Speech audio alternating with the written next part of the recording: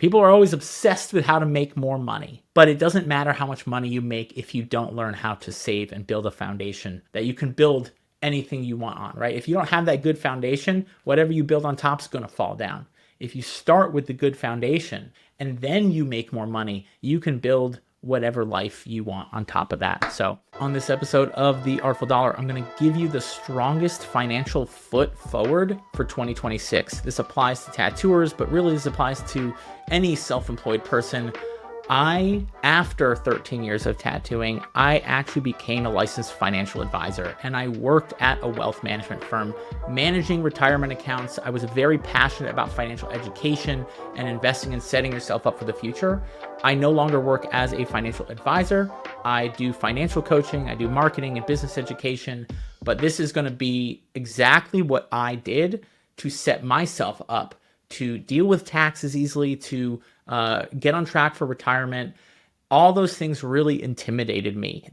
Money in general kind of terrified me. And I was always kind of good at making the money, but then how and what to do with it, I didn't know. And I will say this, you might hate the idea of taxes. You might hate the idea of capitalism and the game, the rat race and all that stuff. I'm not a huge fan of the way it currently looks either. I think the system is very broken, but I had two choices. I could either completely hate the financial system and say, fuck capitalism and fuck that, and, live the punk rock life that I was, in that punk scene in New York City. I remember one winter I had 4 hoodies. I just was like, I'm not going to buy a coat. Coats are for fucking rich people. I don't know what fucking made me think that. I had 4 hoods hanging out the back because I just thought that money was evil and greedy. And then I realized that, who am I hurting? Am I really changing the system, the establishment, because I'm refusing to, learn the rules of the game and how to play with the tools that bring me financial security and that could actually bring other people financial security? Am I actually accomplishing anything by just being angry at this broken system? The system is broken, don't get me wrong. But I was like, well, I could also just learn how to use these tools. And so I'm not going to do a deep dive today. I'm going to point you in the right direction. I do have some other videos for you that are free on retirement and things like that are actually coming out some I've already made on taxes. I'm going to be doing one on retirement real soon, but I am going to point you in the right direction, and I really want to give you the perspective. So rather than hating the game of money and assuming that I'll never be able to retire, I decided to get into the world of manifestation and, mantras and affirmations. And I don't know what your experience is with that. And actually, I do know what your experience is with that, because everyone has a mantra. Everyone has a thought and a sentence or a series of sentences or a series of thoughts that they think and say all the time about money. And that is your thoughts and your words, your thoughts, your feelings and your words. That creates your whole way of being about money or about whatever it is, right? Your whole way of being about tattooing. Who are you being? What are your thoughts and your words and your feelings about tattooing, right? I asked this to a very successful tattoo artist years ago that I was working with, and he said, I'm very bold and professional, and I take risks. And that's what makes me good as a tattoo artist. I'm like, okay, who are you being? What are your thoughts and your feelings around money? And he's like, I feel very childish and avoidant. And I was like, interesting. If you brought the way that you think and speak and feel about money to tattooing, what would happen to your tattoos? And he's like, well, that wouldn't go very well. I was like, now what if we brought that bold, professional, risk-taking person and brought that into the area of money, right? Not taking wild bets on stupid shit, but you really don't get reward without taking some risk. And I think a lot of people play it very safe in the game of life. And that is because our brains are designed to survive. So we play it safe, but you don't get the reward you're seeking. And sometimes playing it safe can almost be riskier than actually betting on yourself. So I want you to consider that you are already someone that has a mantra. You already have a way of being, and you're already manifesting a future. And when I looked into the world of quantum physics and consciousness and all these things, I realized that the version of me that I want to create in the future that has financial stability, not just enough, because just having enough money to pay the bills every month, month after month, and year after year, isn't actually enough because you're always living on a razor's edge. And I was like, that just making enough actually isn't enough. Just having enough money to pay next month's bills isn't enough. I need security. I need to feel safe around my finances. That's the future I want to create. I realized that version of me doesn't not pay his taxes. That version of me doesn't avoid the retirement account. And so I learned this idea of living as the version of the person you want to be now. Like, what would the actions that version of you, what would they do, and what actions would they take? How would they think? How would they feel? How do we bring all those thoughts, feelings, words, and actions into the present now? And so I realized that version of me has a retirement account. That version of me pays his taxes. And so I was like, okay, well, I look at life as a work of art, right? I'm an artist. My mother's an artist. My dad's a philosopher. I grew up in a very creative, very deep thinking container. By no means was I taught financial education growing up. I had to read all the books and watch all the videos and listen to the podcasts and make all the mistakes myself before. And I promise you, I never in a million years thought that I would become a financial advisor and work in the world of finance. But it was because, and actually I'll tell you a quick story. The reason I became a financial advisor was because I had a financial advisor after, maybe 8 or 9 years of tattooing. I was like, okay, I'm going to do this retirement thing. I got in touch with a guy who managed retirement accounts for the company my mom worked for. My mom is a painter, a muralist. She would, if there's a church ceiling in New York City that has a mural on the top of it, there is 100% chance that my mother was up there touching it up, painting it, restoring it, because she's literally worked in every single church and cathedral and theater and hotel in New York City and actually all around the world. So that's what she did professionally. It was a big, big company. And this guy managed their retirement account. So I talked to him. He sets me up. I'm like, great. I had saved up $10,000. We'll talk about saving today as well. But I started to do a little bit of my own research and looking at the Roth and the traditional IRA. And I'm going to do a whole episode on that probably in the next week or two because I can't cover all the details on that. But I want you to know exactly what type of retirement account you should have, what it's doing, why it's happening. In my own research, I realized that he had me in the wrong type of an account based on my current situation and my future goals. And I was so sure of this. I ended up consulting with another financial advisor who I had found and really, really liked. And he confirmed me. He's like, yeah, that makes sense. And so I realized that this guy that is a financial professional, and he works with a lot of doctors and lawyers, and I think the advice he gave me made sense given the type of people that he worked with, but it didn't make sense for a freelancer, self-employed tattoo artist not earning $300,000 a year. And I never wanted another person, another tattoo artist, to be given bad financial advice. And now, nothing I say on this podcast is legal financial advice. I'm not your financial advisor. I'm not even working as a licensed advisor right now, so don't take it as that. Seek out counsel. But I am going to share my experience for educational and entertainment purposes. And my experience was that money isn't that scary.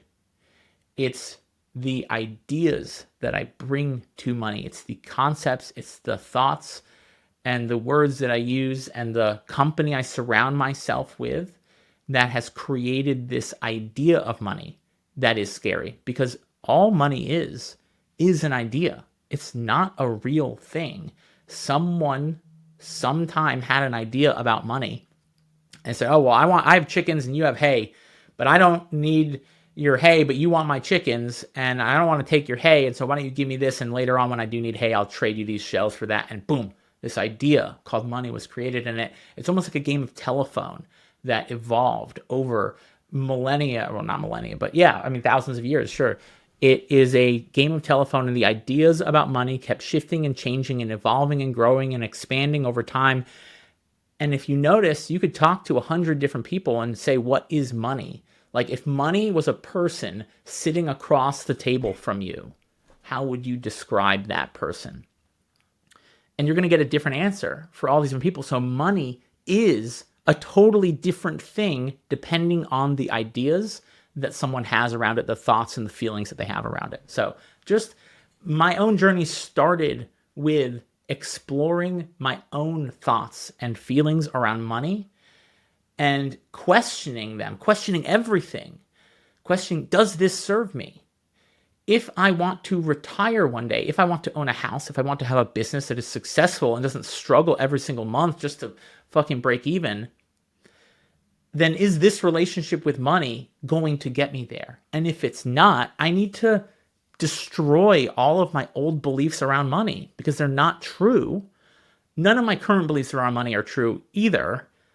But if all of our ideas and thoughts around money itself isn't ever going to be true, there is no core truth of money, then I want to adopt and nurture a relationship with money that feels like partnership, that feels like connection, that feels like teamwork and growth and expansion and fun. It's a game. And so that's the mindset shift that I am inviting you to start with. I don't think you can really take new actions around money until you really start to think about money differently. So wherever you're at and whatever your current relationship with it. And my relationship has evolved. I've been doing this work for over 10 years, right? I'm started when I was like 25, 26, exploring my relationship with money. I'm 39 now. I've been doing this for over 10 years and it continues. It's deep.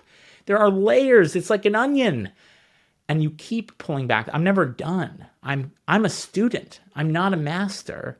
I'm a student. I'm learning. And part of my journey is sharing what I'm learning with other people. And that's why I make this podcast. That's why I coach. That's why I do what I do. Now, if you're listening to this episode and you're thinking to yourself, all right, I'm going to get my money together. I'm going to start putting the bricks one by one. But I do also need to put some energy into making more money. I'm going to be leading a workshop on the exact content strategy that I teach in my full Artful Marketer program. I've never done this as a 2-hour workshop before, but the exact attract, nurture, and sell content strategy that is keeping tattoo artists booked for months, years, that you can literally keep repeating forever. And so I'm calling this the Tattoo Forever system because if you did this, it would be really hard to not continue to book tattoos. I think what tattooers really are worried most about right now is the future, is the career of tattooing going to be sustainable, not just for the next couple months, but over the next 5-10 years. And as long as social media is around, this system is going to work. And even after that, the reason I can call it the Tattoo Forever system is because it's based on the same marketing strategies that have worked for over 40 years.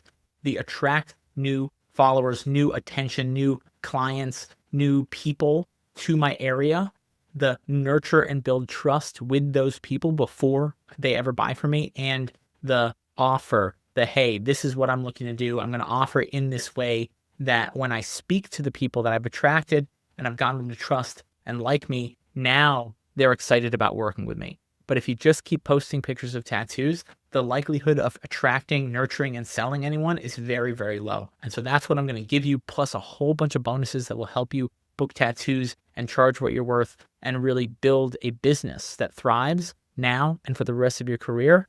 Hit the link in the bio or one that pops up around here. Check out the Tattoo Forever system. It's happening real soon. You get the dates and the price and all that there. And I hope to see you at the seminar. See you soon. So let's talk about, okay, first and foremost, if you aren't creating any kind of safety net for yourself in terms of an emergency savings, then you will always and forever struggle with money forever until the day you die.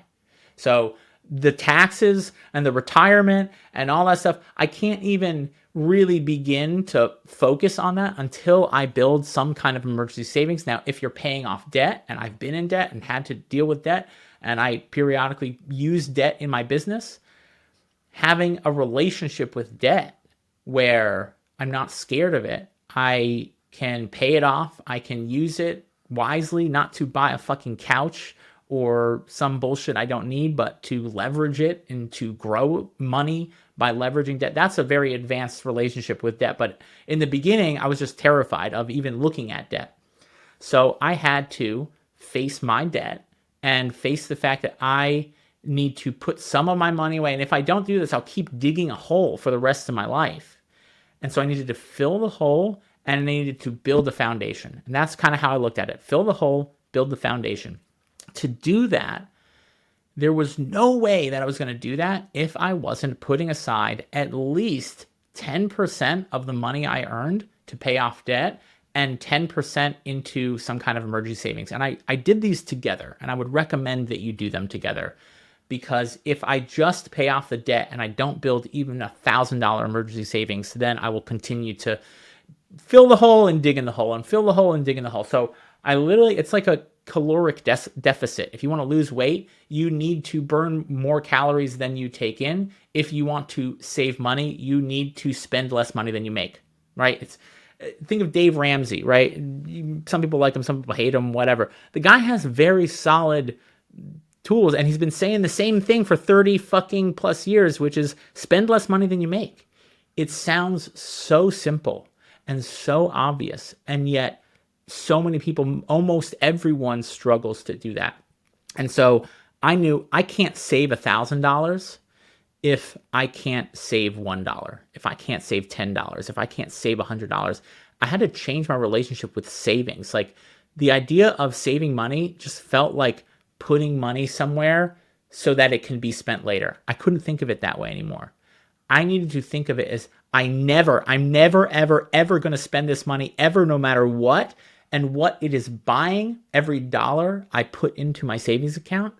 And I recommend you use a savings account. In fact, I recommend you use a savings account that is a high yield, interest growing account, so your money makes you money without taking any risk at all, and in a separate bank, so you never have to see it or look at it or touch it. That's what I did. That's the only way I was really able to save money, because if it was too easy for me to access my own money, I'll come up with some creative fucking excuse. I'll sell myself some old bullshit and end up spending my own fucking money that I don't want. So what it's buying me when I put that money in my savings account or under your drawer or in your shoebox or sock drawer, wherever you put it, every dollar's buying you $1 worth of peace of mind.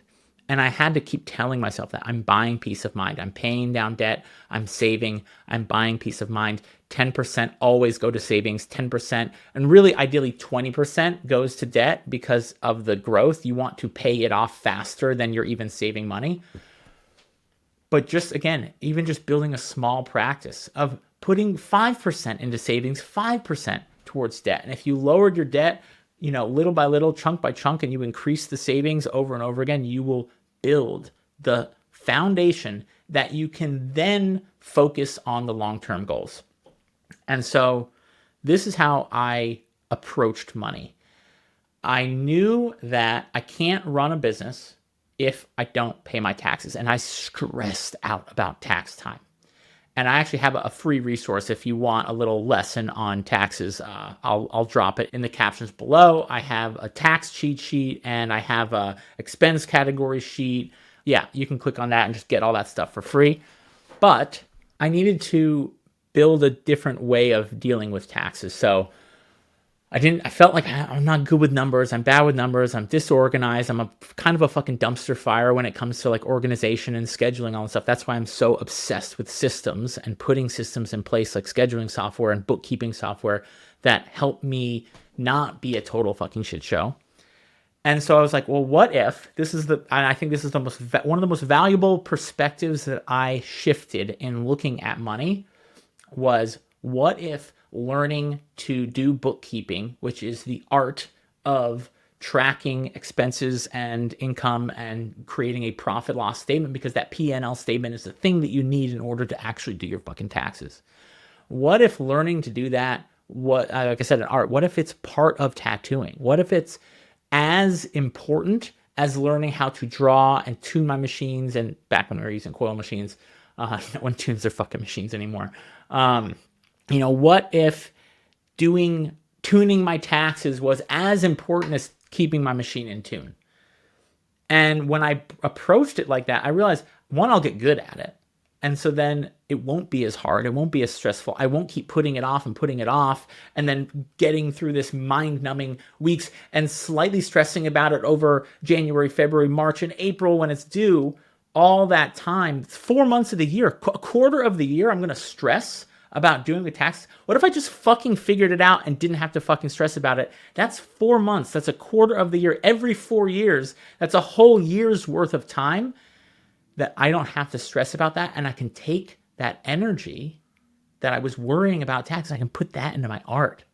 And I really saw this direct correlation between the thing I'm passionate about, which is making art, and the thing I fucking hate doing, which is dealing with my taxes. And I tied them together and I just related it. I shifted my mindset around taxes.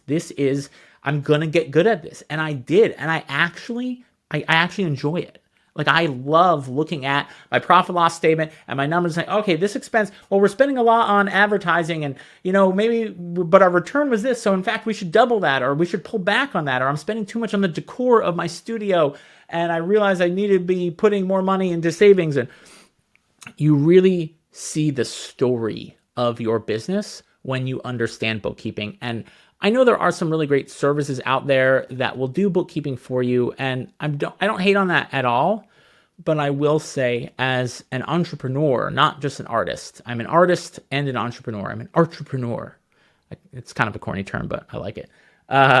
I view learning to do bookkeeping as learning to tell the story of your business. And if you can't read and tell the story and write the story of your business, then you're always going to be at the whim of, you're not going to know what's actually happening. You're always going to be chasing. You're going to be, how do I do more tattoos? How do I get more clients? How do I make more money?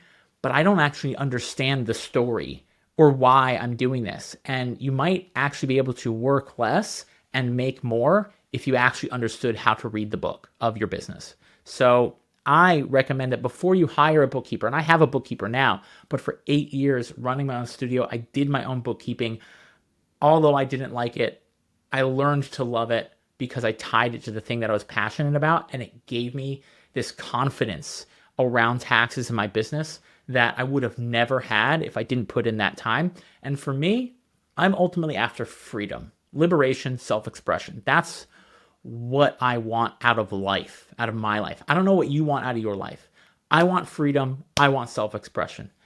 And if I don't understand how the fundamental particles of my business works, and I hand that off to someone to do, and I never learn that skill, I feel like I'm dependent on someone and I don't have the freedom to understand it and do it myself. So really, that's why I was always interested in making things by hand. I went to school for metalsmithing, and I built actual tattoo machine frames for my final project in one of my metalsmithing classes. I'm so fascinated with the fundamentals of how things are made at a very core level, and how a business is made at a very fundamental level is in the numbers, in the books. That's really where the money is made. It's not sexy. It's not exciting. But I'm telling you, if you don't understand that part of it, you will always be a little bit confused as to why your business isn't quite getting you where you want to go. So tie it to the future. If you want the tax cheat sheet and all the resources, check that out below. Put money into a savings account, 10%, 10 to 20% towards debt. Right now, we've got the beginning of a system. Save for taxes in a wholly separate account, right? And do that regularly, because if you save money and then you get to the end of the year and you realize, oh, all that money I saved actually now goes to taxes, you didn't save any fucking money. I built it brick by brick. I took the next right action. I didn't worry about the rest, but what I also did is I got very clear on the end result. So I wanted to retire. I kind of always want to retire. Like, I would love to just fucking play video games and go hiking every day for the rest of my life. I would get bored very quickly, and then I'd want to build something, I'm sure, because I'm just that kind of person. But when I was tattooing full time, I wanted to make sure that all of this work that I was doing, all of the tattooing, all the clients and the drawing and the back and forth and the emails and I wanted to make sure it wasn't for nothing, because I didn't want to get to the finish line and realize that I have to keep trading time for money for the rest of my life. And if you're a tattoo artist, you are in a position where you have to trade time for money. I have to trade time for money. I'm a business owner. I don't have a business that runs on its own. But I do make money passively, primarily through my investment accounts. That's the most passive money, because it literally requires me to do absolutely nothing and it makes money. And so I knew that I need to set myself up for retirement. So this is how I want you to look at money. While I want you to focus on the next right action, I think the thing that helps you get laser focused on the next right action is the long-term goal. So think about it like riding a bike. You're going through life and you're on the money bike, okay? And you're trying to find your balance and you can't find your balance, and you're just looking right at the wheel and you're like, how come I can't get the wheel to balance itself?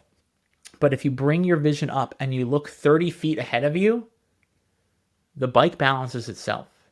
It's as if it just naturally starts to regulate and go. And if anyone's done, I used to do road bike racing, and that was what I was trained to do. Like, never look 5 feet, 10 feet in front of you. Always look further down. Your bike will naturally stabilize. Think of it like tattooing. When I'm pulling a line, am I looking at exactly where my needle is? Or am I looking a couple inches and even further? There are times where I'm looking so far away. I'm like, my needle's here, but I'm pulling a line and I'm looking very far away, and my hand naturally goes there. When I learned to tattoo that way, completely changed the way my line work worked. So if you're always looking at money at the end of the week or at the end of the month, what's going to happen? You're going to have shaky lines. Your bike is going to wobble. If you get clear on, like, all right, I need to retire. How much money do I need to retire? And I'm going to show you right now how much money you actually need to retire. So everyone's situation is going to be different. Again, this is not financial advice, but I'm going to share my screen real quick because I have a really cool tool that I use. All right, so this is a retirement savings calculator. Again, disclaimer, investments always involve risk. There is no guarantee of return, but the average return of the stock market over the past 50 years has been around 10%. Actually, some people say it's a little bit more than that. I'm going to base this scenario, right? So we're looking at a 30-year-old person who doesn't have anything saved for retirement, okay? I'm going to base this scenario assuming they have an 8% return over 37 years. And so how much money does that person need to actually retire based on inflation, based on the time that they're saving, based on the age that they want to retire, based on how much money they're going to spend every month in retirement, and based on whether or not they have any kind of income coming in retirement or not, right? That's the kind of thing. Now, this can't tell you the perfect number, but it can tell you a much closer target to how much you would need to retire based on all the numbers that we put in. So I look at it like that movie, The Patriot, with Mel Gibson. I know he's totally insane. It's not a bad movie, though. He teaches his son to shoot. And like, I'm teaching you to ride a bike. I'm teaching you to pull a line. I'm teaching you to shoot a gun. He says, if you aim for the head, right, and you miss, you might miss the head off completely. But if you aim for the ear, you might miss and you'll still hit the head. So aim small, miss small. This sheet is how you aim small at the future of retirement. Now, if you're listening to this podcast and you can't see it, I'll put a screenshot or something, a link to something that y'all can check out in the show notes as well. But you can listen along. I'm going to read through the numbers and you'll hear it. So we got a 30-year-old person currently has zero money saved for retirement. Right now, if that person wants to retire at the age of 67 years old, assuming that they're going to live and die at 87, they need 20 years. You can't know when you're going to die, but you can guesstimate based on how old your parents and grandparents and great-grandparents lived. So let's say we want to set this person up to live to 87. If you live to 88, just fucking spend the last $1,000 on speedballs and go out with a fucking bang, right? Not financial advice, not even actual advice. Maybe, no, I'm not sure if that's advice. Check back with me later. As a sober human being, I don't know. I don't know. I don't know what I would do in that situation, but I don't want to be in that situation, which is why we're doing this sheet. So 20 years of retirement, meaning 67 to 77, 77 to 87. We're assuming that they don't make any money in retirement, okay? And we're assuming that their monthly expenses are $5,000 a month in today's dollars. Again, in inflation, 30, 40, 50 years from now, that would be a lot more money if it's at a 3.5% inflation rate year over year. And this thing calculates for that because you can adjust for inflation. So that's what we're doing. You're 30 years old, you have nothing saved, you want to retire at 67. How much money do you need to save every single month between now and then in order to be able to afford to spend $5,000 a month from the ages of 67 to 87? All right, if you're watching this, you can already see that this person needs to save $850 a month. Not just save, but they need to invest it in a retirement account that compounds at a average rate of 8% per year. Now, if the rate goes up, there is a little, this is called standard deviation. I know this is like a little bit more advanced for some people, but standard deviation means how much can I expect my return to deviate from the expected return. So if we do a standard deviation of 2% and I'm expecting an 8% return, it might go to 10%, it might go to 6%, right? In this situation, if we do get a bad return on our investment, and can I zoom in here? Let's see, view. Oh yeah, zoom. Let's zoom in 150%. If I do get a lower return, right, I'm only making it to like 79, 80. So there's a chance, but it hasn't happened in 50 years of the stock market that the average return over, 20, 30 years was less than 10%. So if it does better, then I'm doing good. If it does more like it has been doing over that period of time, then I'm going to do better. So that's what, and now you can't even put $850 in a normal investment, in a normal retirement IRA account. You would have to get like a SEP IRA or do a mix of, again, I'm going to do a whole episode dedicated just to this, but this is just to give you a picture, right? So if you're older than that, you would have to save more money per month. If you're younger than that, you would have to save less money. Now you can retire later, right? We can retire at 72. We can say, all right, I'm going to buy a rental property and I'm going to have some passive monthly income that's going to offset my monthly expenses. We can also say, I'm just going to live in a fucking hut in the middle of nowhere and spend almost no money in retirement, which even living in the middle of nowhere is not fucking cheap. Like, unless you like live with nothing. So this just gives you an idea, right? $850 a month for 37 years, every single month without, in fact, this is assuming that you're going to save a little bit more than that every single year, 1% every year, we're going to increase that. So in a year, we're going to save another $8.50, and then it's going to compound year over year.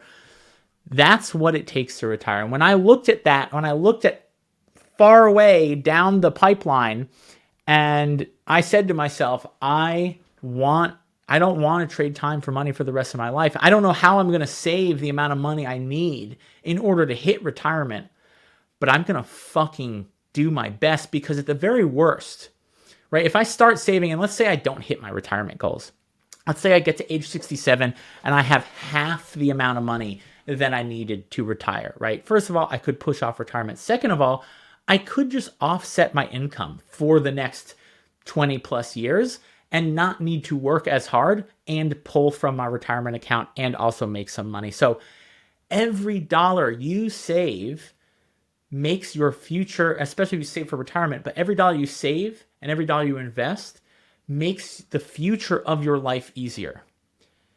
And I didn't start doing this with a financial education. I didn't start doing this making a ton of money. I was terrible with fucking money. I had debt. I was just no idea what the fuck I was doing, but slowly and surely, brick by brick, I started to save. I started to figure out taxes. I opened up a retirement account, And then I fired that financial advisor, and then I had another financial advisor. I'll talk more on how to get a good financial advisor and if you even need a financial advisor in that next episode. But right now, what I want you to do is I just want you to answer that question that we started with. If money was a person sitting across the table from you, what's immediately right there for you? How would you describe this person? And do you want to spend the rest of your life with that? Would you marry that person for the rest of your life? See, here's the thing. You are married to that person for the rest of your life because you're going to deal with money for the rest of your life. And so you can't get divorced. You can't find a younger, more whatever partner. That's not an option. It never will be an option. Your only option is to build a healthier relationship with your partner. All right, this is an arranged marriage. And it's actually interesting. They say that arranged marriages have a much higher success rate, and they're actually happier couples than people that got to choose their partner because there is no option for them. And so they actually sit and do the work to build a healthy relationship with each other. It's really interesting. So that's what I'm inviting you to do to start with right now. Look at that relationship and then start to ask yourself, if I was in this relationship for the next 10 years, does that work for me? And if that doesn't work for you, we want to start to train your nervous system to feel comfortable looking at a spreadsheet, and I'm not a big fan of budgets. Budgeting never worked for me. I had to do the anti-budget, which is like focus on the money I'm saving rather than focusing on the money I'm spending and just hyper focus on building the savings slowly but surely. And then it inevitably constricted my spending, so I had to spend less money. That was what worked really well for me. They call it anti-budgeting. I call it the Waterfall money system. I have another video on YouTube on that if you want to check that out. But if you want 2026 and every year after to be easier around money, regardless of how much money you make right now, then you can start with looking at that relationship. Start with saving brick by brick, start with dealing with the taxes, and start putting something away for retirement. This is the first episode of the year. I was told that people miss a lot of my financial education content. We'll see in the numbers. It's funny. People tell me they want financial education, but then when I look at the numbers, the metrics of when I post content about financial education versus content about marketing, the marketing stuff always does way better. People are always obsessed with how to make more money. But it doesn't matter how much money you make if you don't learn how to save and build a foundation that you can build anything you want on, right? If you don't have that good foundation, whatever you build on top is going to fall down. If you start with the good foundation and then you make more money, you can build whatever life you want on top of that. So I hope that this was helpful. I would love to hear questions in the comments. I'm trying to get back to every single person, and I'll see you next time on the Artful Dollar. Take care. All right, if you found this episode helpful, one of the best ways for you to help other artists is to share this episode. Leave a review and subscribe. It helps other people find my channel, and you never know what a difference it might make for someone else. Plus, I will forever be grateful for your support, so I just want to say thank you and have a great rest of your day.